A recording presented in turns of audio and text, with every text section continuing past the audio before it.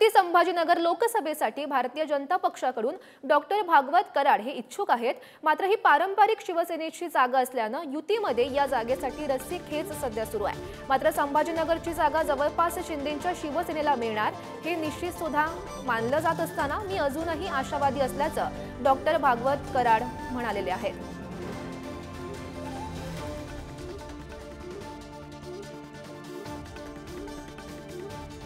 तर त्यांच्याशीच संवाद साधलाय आमच्या प्रतिनिधींनी। छत्रपती संभाजीनगरमधील युतीचा तिढा सुटता सुटेना अशी परिस्थिती सध्या आहे। शिवसेना शिंदे गट त्याचबरोबर भारतीय जनता पक्ष दोन्ही या छत्रपती संभाजीनगरच्या जागेवर दावा करीत आहे। साहजिकच गेली अनेक वर्षे या ठिकाणी हिंदुत्ववादी मतांच्या जोरावरती महायुती सत्तेत राहिलेली आहे आणि अजूनही हा तिढा कायम आहे। भाजपकडून इच्छुक असलेले केंद्रीय मंत्री डॉक्टर भागवत कराड साहेब आपल्या सोबत आहेत। काय सांगाल साहेब, तुम्ही आता इच्छुक आहात मात्र अजूनही तिढा सुटता सुटेना आहे। संभाजीनगर लोकसभेची निवडणूक ही 13 मेला आहे, चौथ्या टप्प्यामध्ये, आणि महायुतीच्या माध्यमातून जो कोणी उमेदवार महायुती देईल त्याला निवडून आणण्याची जबाबदारी आमच्यावरती आहे।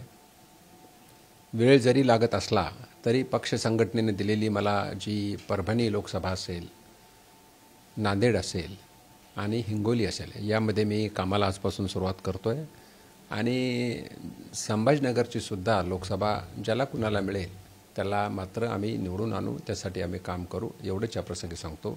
कारण माननीय प्रधानमंत्री मोदी साहेबांची तिसरी टर्म साधारण जून महिन्यात सुरू होईल, त्यावेळेस संभाजीनगरचा खासदार, लोकसभेचा खासदार हा प्रधानमंत्री मोदी साहेबांना मत देणारा असावा, हिंदुत्ववादी असावा, यासाठी आम्ही प्रयत्न करणार आहोत आणि आम्हाला खात्री आहे संभाजीनगरची जनता सुज्ञ येणाऱ्या काळामध्ये संभाजीनगरच्या विकासासाठी, संभाजीनगर जिल्ह्याच्या विविध विकासाच्या कामासाठी येणारा खासदार हा महायुतीचा असेल।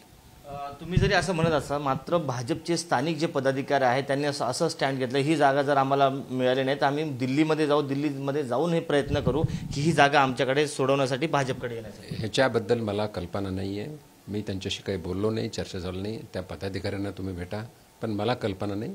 मी मात्र एक संघटनेचा कार्यकर्ता म्हणून भारतीय जनता पार्टीने मला जी जबाबदारी दिली ती परिपूर्ण करणार आहे आणि त्यासाठी मी आज परभणी, हिंगोली, नांदेडच्या दौऱ्यावर चाललो आहे।